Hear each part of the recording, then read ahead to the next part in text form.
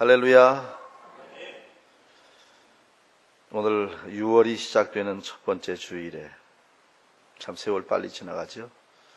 여러분과 함께 하나님을 예배할 수 있게 된 것을 기쁘게 생각을 합니다. 오늘도 하나님 예비하신 은혜와 신령한 축복이 이 자리에 함께한 교우 여러분들에게 충만하시기를 주의 이름으로 축원합니다. 오늘 읽어드린 이 성경 본문은 성경 해석학적으로 사사기 전체에서 제일 해석하기가 좀 난해한 구절입니다. 그리고 신학자들 간에 논란이 많이 되고 있는 구절입니다. 신구약 성경 전체를 통해서 어쩌면 가장 안타깝고 어떻게 보면 인간적으로 좀 너무 어처구니 없는 사건을 우리에게 전해주고 있기 때문입니다. 입다라고 하는 사람이 자기가 하나님 앞에 서원 기도를 했다는 이유로 자기의 무남동녀 외동딸을 번제로 드렸다고 하는 이 참 터무니없는 이야기입니다. 이게 과연 사실일까? 그리고 이게 사실이라면 이걸 복음적으로 어떻게 해석을 해야 될까? 또 이게 복음적이 아니라면 왜 이런 비복음적인 내용들을 성경은 담고 있는 것일까? 사실 가만히 이 부분을 읽다 보면은 참 혼란스러운 면이 없지 않아 있습니다. 그래서 이 입다에 대해서 제가 지난 주일에 했던 설교의 내용들을 조금만 요약을 해보겠습니다. 이 입다의 이야기는 우리나라에서도 서자가 받는 사회적 불평등을 고발하기 위해서 어쩌면 쓰여진 그 홍길동전 같은 내용과 비슷한 내용을 담고 있어요. 이 홍길동전은 이 허균이라고 하는 사람이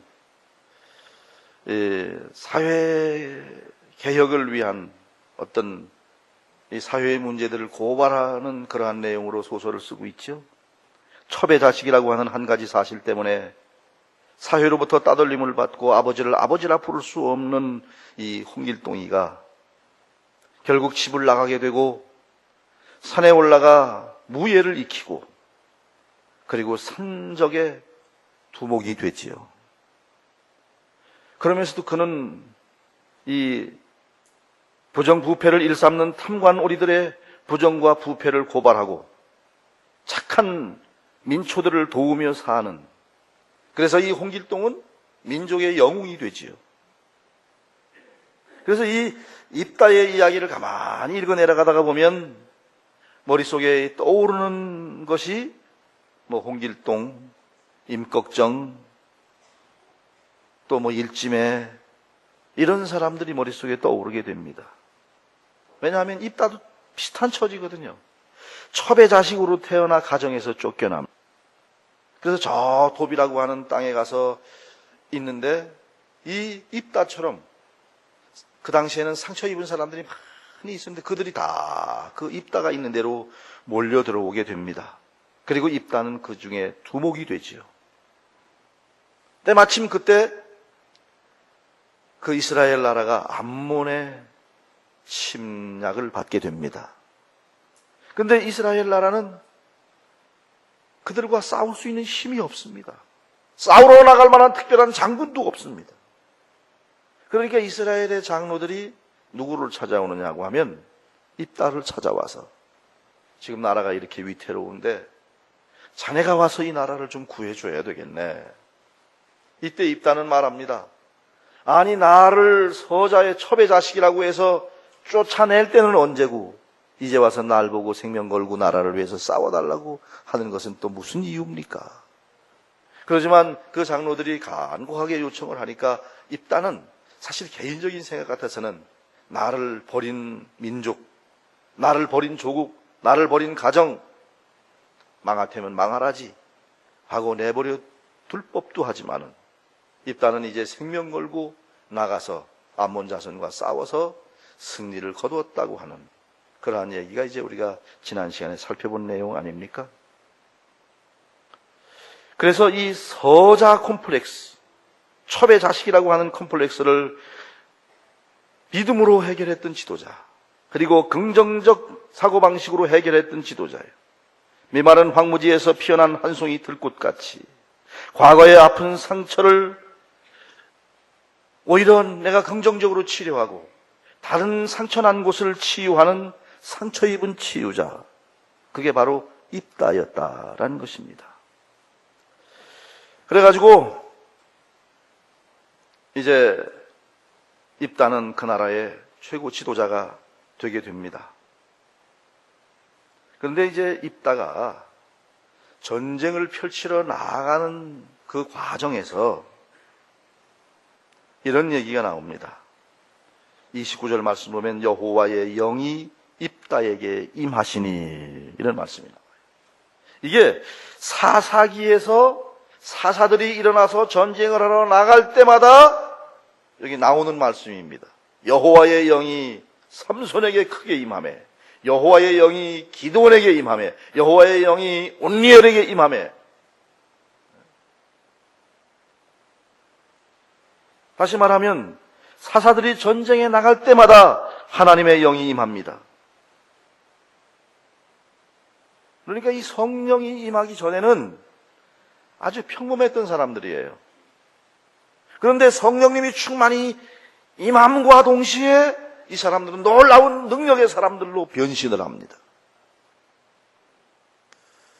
원래 그 슈퍼맨이라고 하는 사람도 평상시에는 아주 평범한 사람이죠, 그렇죠? 조금은 어쩌면 모자란 듯한 사람이잖아요. 그런데 어떤 사건이 딱 발생을 하면 갑자기 변신을 하죠. 슈퍼맨으로. 그처럼 그것은 그냥 지어낸 얘기지만 이 사사들을 보면은 여호와의 영이 임하는 그 순간 특별한 사람이 됩니다. 능력의 사람이 됩니다.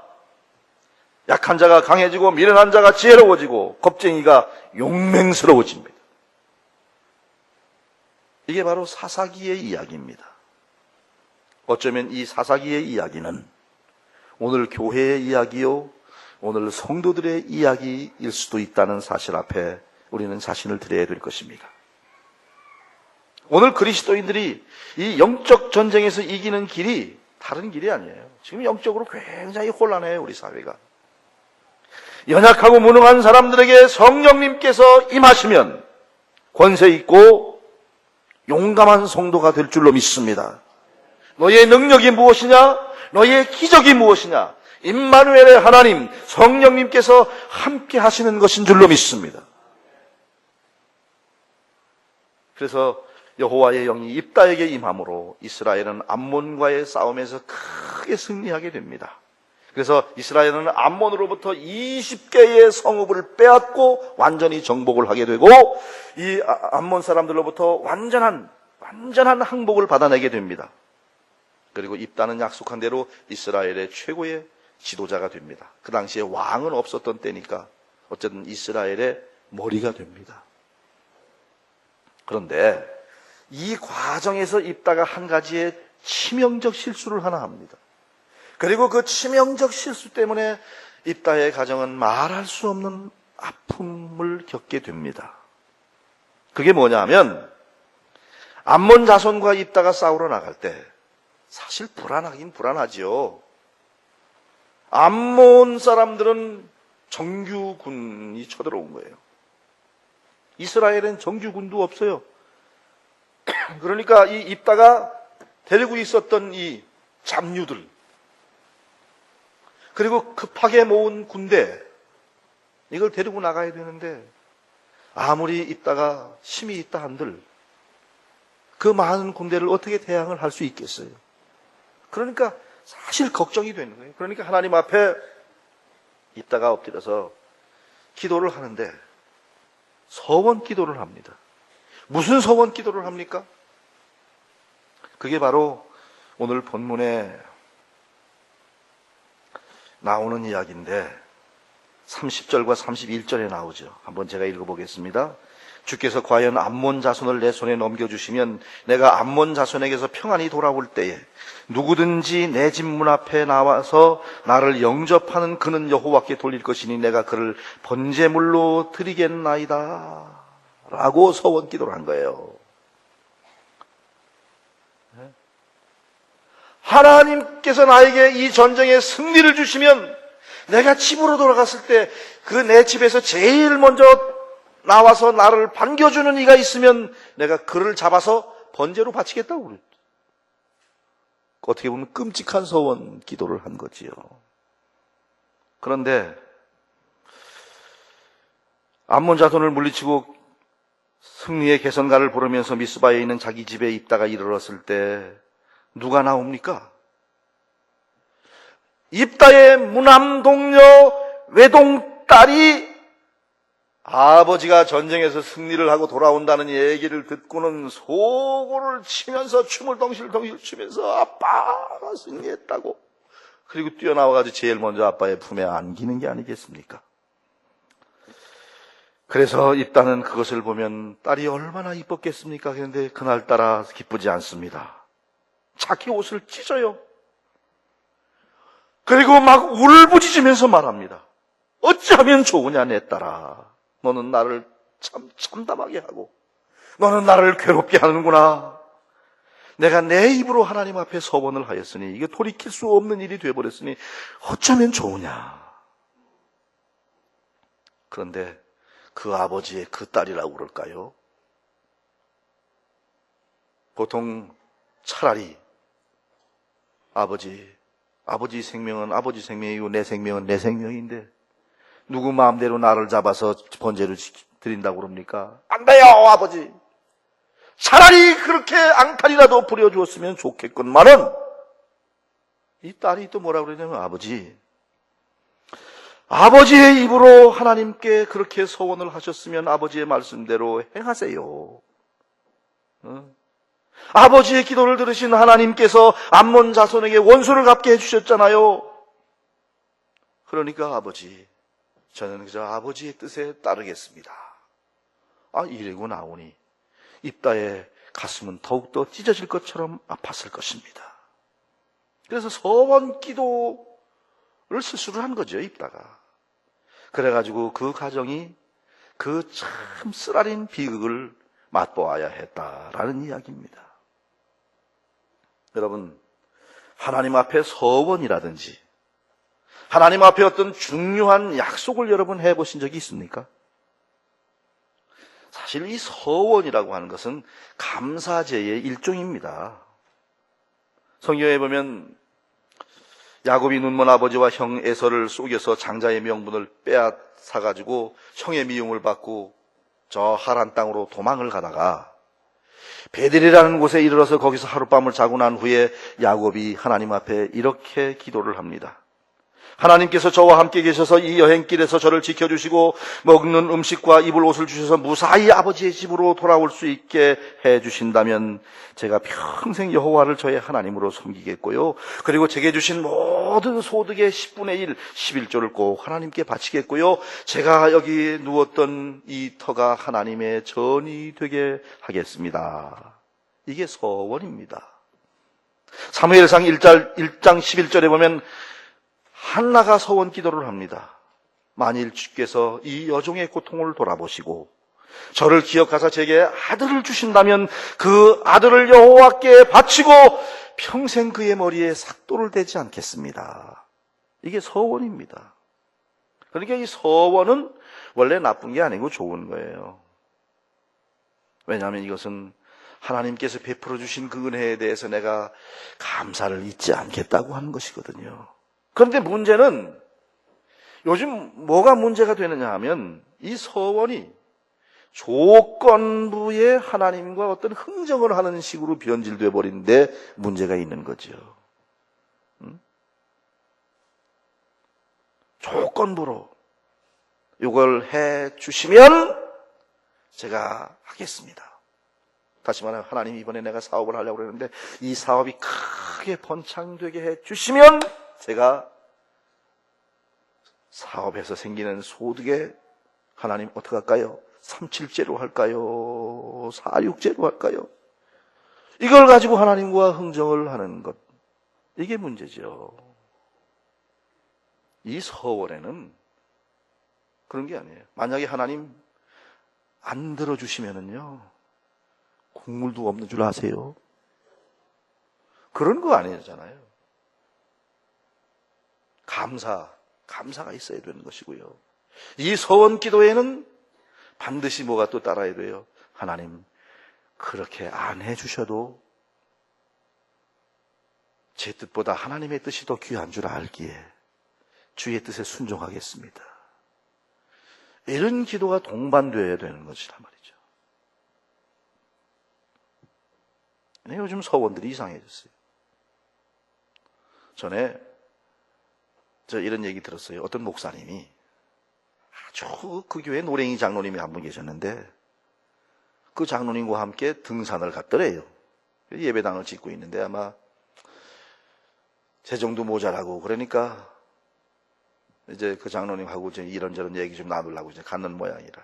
근데 이 장로님은 그 본교회 건축을 하는데도 그냥 동전 한 푼만 헌금 안 하고 뭐 이렇게 그러는데 등산을 갔다 이렇게 산에서 내려오는데 하늘이 갑자기 새카매지더니 후두둑 굵은 빗방울들이 떨어지더니 저 앞에 그냥 막 벼락을 꽈랑 하고 번쩍 가더니 뭐 치니까요.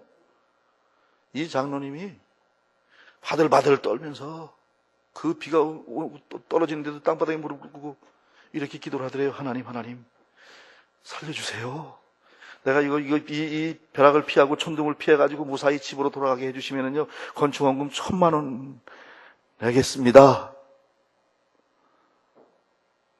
그러니까 목사님도 그걸 보더니 그분도 덥적 무릎을 꿇고 앉더니 하나님 1,000만 원 가지고 안 돼요. 5번만 더 쳐주세요.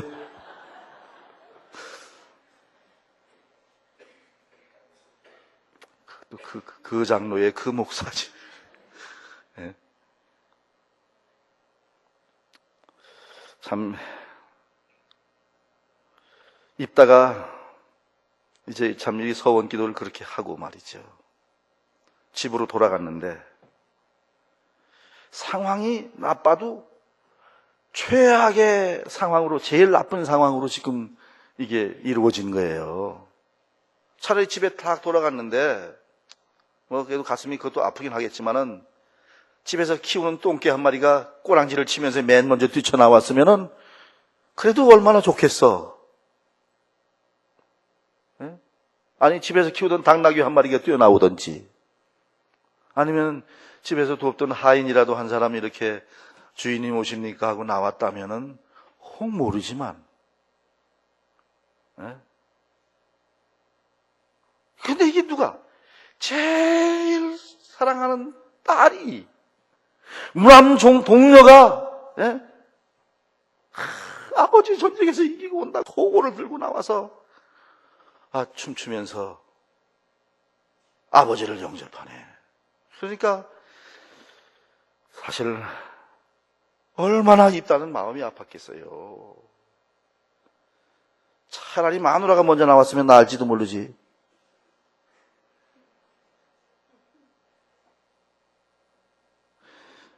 사실 그렇잖아요.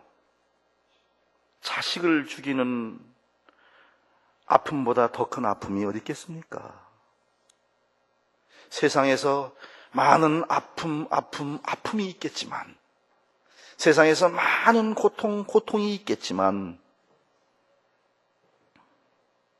가족의 죽음만큼 아픈 고통이 어디 있겠습니까? 네? 사실 그 딸이라고 하는 존재는 이게 특별한 존재 아니겠어요?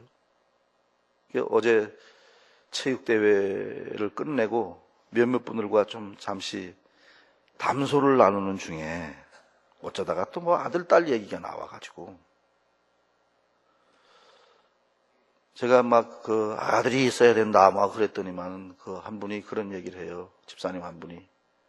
목사님, 하루 종일 회사에서 일하고 피곤해서 집에 딱 들어왔을 때 그 딸이 참 감겨오는 그 감격을 여러분 그 맛을 목사님 아세요? 그러는 거예요. 피곤할 때 그 딸이 이쁜 딸이 참 감겨오는 그 맛. 난 딸이 없으니까 그 맛을 보지는 못했지만 알지요. 왜 모르겠어요. 남의 딸도 보면 그렇게 이쁜데. 그래서 사실은 제가 그런 게 셈이 나기 때문에 딸 많은 사람을 제가 열심히 핍박하는 이유가 거기 있습니다.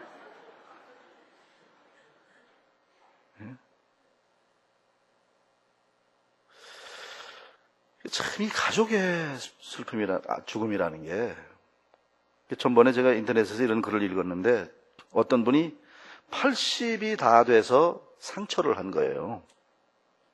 아니 그 정도 한 80쯤 살다가 상처를 했으면 인생을 살 만큼 살았건만은 이분이 그런 참 그 부인을 잃고는 눈을 뜨나 감으나 자기 아내 생각만 나니까 이 고독감 속에서 날마다 그 눈시울을 적시다가 일기장에다가 이런 글을 썼다고 그래요.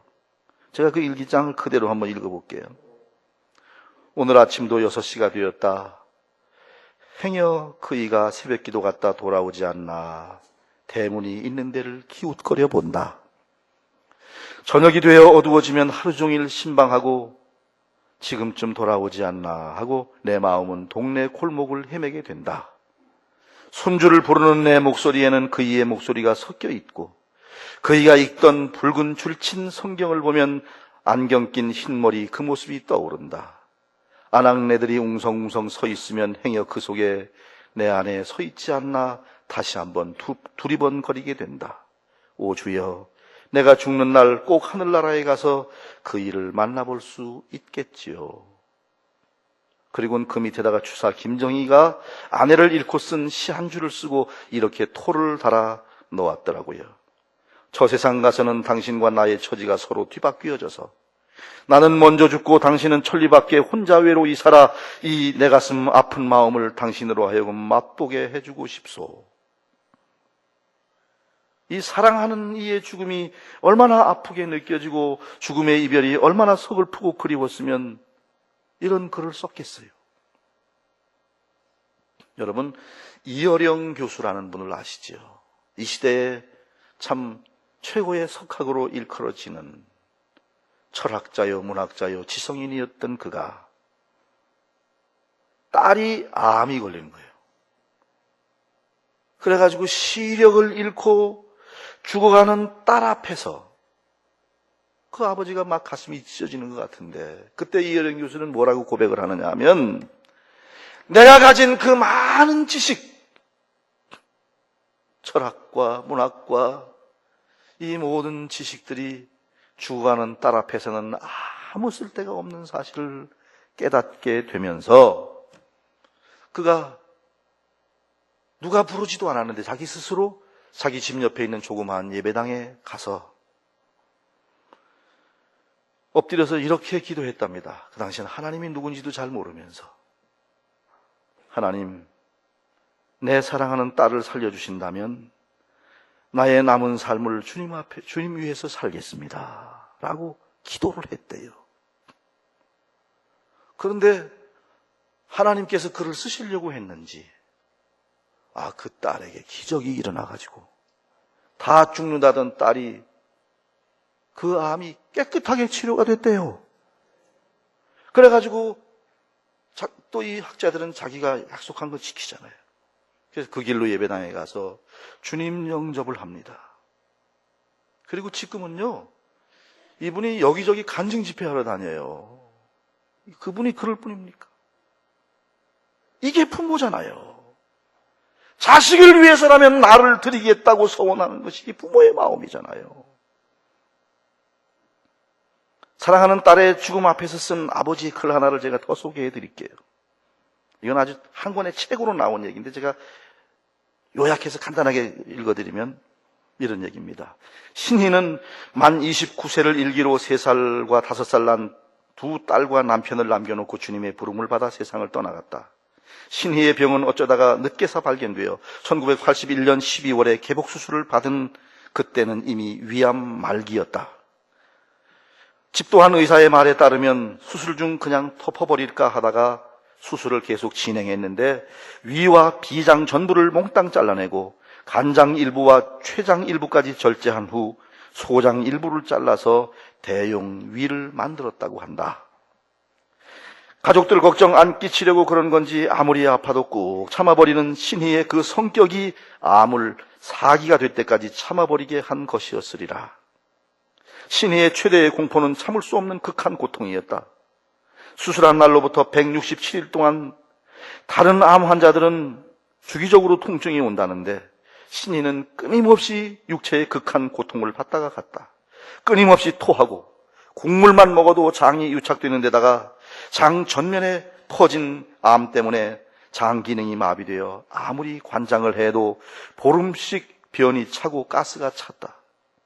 나중에는 복수가 차서 배가 터질 것 같은 팽만감에다가 간장애로 호흡곤란까지 겹쳤다. 집에 있을 때 깊은 밤이 되면 식구들에게 방해가 될까봐 텅 빈 응접실에 혼자 몰래 나와서 그 무서운 복통을 참느라고 몸을 비틀면서 울면서 신음하던 것을 나는 몰래 지켜본 적이 있다. 진통제들이 잘 듣지 않아 몰핀을 써야 하는데 말기 암 환자들에게는 몰핀도 잘 듣지 않게 되는 경우들이 많아 의사들은 최후까지 몰핀 쓰는 일에 인색하여 많은 암 환자들이 죽기 일주일 정도는 거의 광난 상태로 들어간다고 한다. 그러나 그 오랜 투병 기간 동안 밤이면 혼자 울어 눈이 부었는데도 누구보다 먼저 세수를 했으며 식구들이 보는 데서는 결코 울지 않았고 너무나 태연했다. 문병 사람들이 울어도 신희는 일부러 태연했다. 신희를 보면 내가 할 수 있는 일이란 기도밖에 없었다. 신희가 토할 때마다 나는 내 죄를 창자까지 토해냈고 자나 깨나 앉으나 서나 주님과 신희를 번갈아 부르며 숨쉬듯 기도했으나 내 생애의 가장 애절한 기도는 무참히 거절당했다.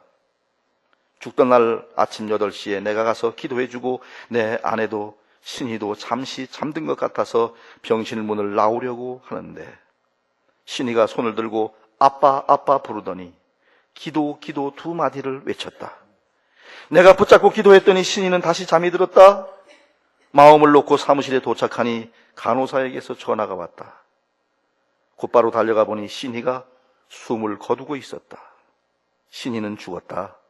아내가 신희의 눈을 감겨주었다. 이 이야기는 대학생 선교회 총재였던 김준곤 목사님이 쓰신 책 딸의 죽음 그 존재의 제로섬에서라는 책의 일부를 제가 소개해드린 겁니다.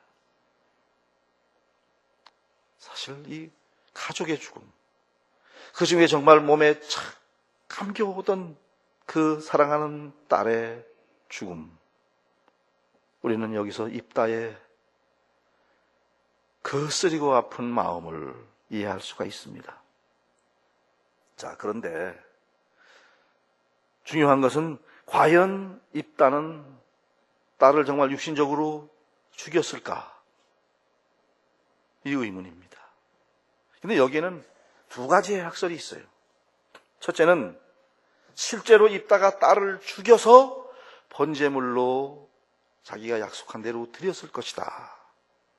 그래서 입다는 평생 딸에 대한 아픔과 그리움, 자기의 서원 기도에 대한 회환을 안고 살았을 것이다. 라는 주장이고요. 그 다음 두 번째는 입다가 딸을 죽여서 제물로 바친 것은 아닐 것이다. 라는 주장입니다. 본문을 읽어 내려가는 동안에 딸을 실제로 죽여서 바쳤다고 쉽게 결론을 내리는 이유는 우리말 성경 본문 37절, 38절에 보면은 이런 글귀가 나오죠. 처녀로 죽음을 인하여 라는 단어가 나오는데 우리가 먼저 성경, 개역 성경에 보면은 남자를 알지 못하고 죽으니라 라고 번역을 하고 있죠. 그런데 실제로 이 사사기 원문인 죄송합니다.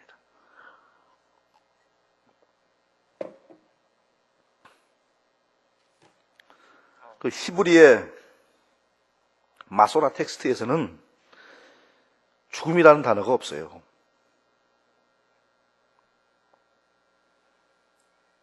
그리고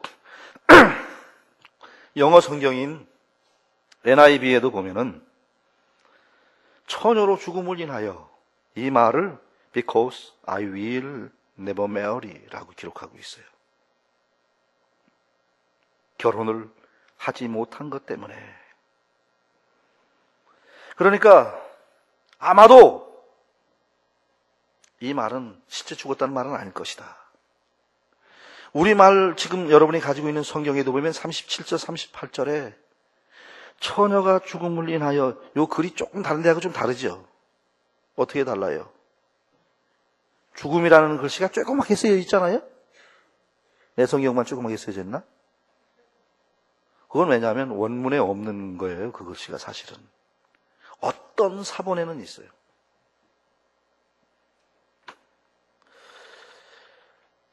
그래서 이 말은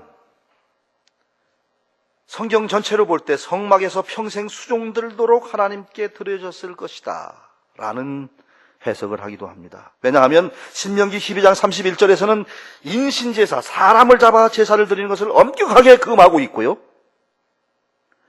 출애굽기 20장 13절이라든지 레위기 18장 21절, 레위기 27장 2절에 보면 사람을 번제로 드린다고 서원했을 때는 그 값을 돈으로 계산해서 바치도록 되어 있습니다. 그러니까 결론은 뭐냐 하면 확실한 건 우리가 모르는 거죠. 또 확실하게 여기서 말씀하고 있지 않다고 하는 것입니다. 그런데 왜 성경이 이 중요한 문제를 이렇게 애매하게 기록을 했을까요? 그것은 그 이유가 뭐냐 하면 이 사건의 중심 주제는 이 입다의 딸이 죽어서 바쳐졌느냐 산채로 평생을 그 하나님 앞에 드려졌느냐 이 문제가 아니고요. 여기 중심 주제는 뭐냐 하면 서원의 문제. 그러니까 어떻게 죽었느냐 거기에 관심을 갖지 말라는 것입니다. 성경이 말하고자 하는 바는 입다와 그의 딸이 아무리 고통스러워도 생명을 걸고 이 약속을 지켰다고 하는 이 사실을 강조하고 싶은 거예요. 오늘날 우리 사회가 서약을 소홀히 여기는 시대 속에 우리가 살고 있어요. 결혼할 때 했던 서약을 쉽게 깨뜨려버리고 이혼이라는 얘기를 쉽게 입에 담습니다. 우리가 세례받을 때 하나님 앞에 손들고 서약했던 그 서약을 너무나 쉽게 헌시짝처럼 내버립니다. 심지어는 장로, 권사, 집사, 임직 받을 때 하나님 앞에 손들고 했던 서약마저도 헌시짝처럼 내버립니다. 임직 후 1년도 안 되어 자기의 언약을 깨뜨리는 사람들이 얼마나 많아요. 아니, 어떤 사람은 자기가 무슨 서약을 했는지도 모르는 사람이 있어요. 여기 권사님 누구 한번 어떤 서약 했는지 한번 이러세요 한번 물어볼까요? 누구를 할까? 겁먹지 마세요. 안 시킬 거니까. 중요한 거는 그겁니다. 이 시대 속에서 서약, 약속, 생명 걸고 정말 딸의 생명을 걸고도 이 약속을 지키는 입다를 보면서 외치는 결론이 있습니다. 하나님의 언약 백성으로 살기 위해서 하나님과의 약속을 지키기 위해서 목숨을 걸 정도로 너희가 그리스도인이고 하나님의 백성이라면 그렇게 그 약속을 중요시 여기고 살라라는 이 하나님의 음성을 다시 한번 가슴에 받고 주여 약속을 귀히 여기는 삶을 살겠습니다. 하나님이 독생자를 주시듯 그렇게 하나님의 언약을 지키듯 저도 하나님 앞에 사람 앞에 나 자신 앞에 약속을 지키는 사람으로 살겠습니다. 이것이 저와 여러분 모두의 고백과 결단이 될 수 있기를 주의 이름으로 축원합니다.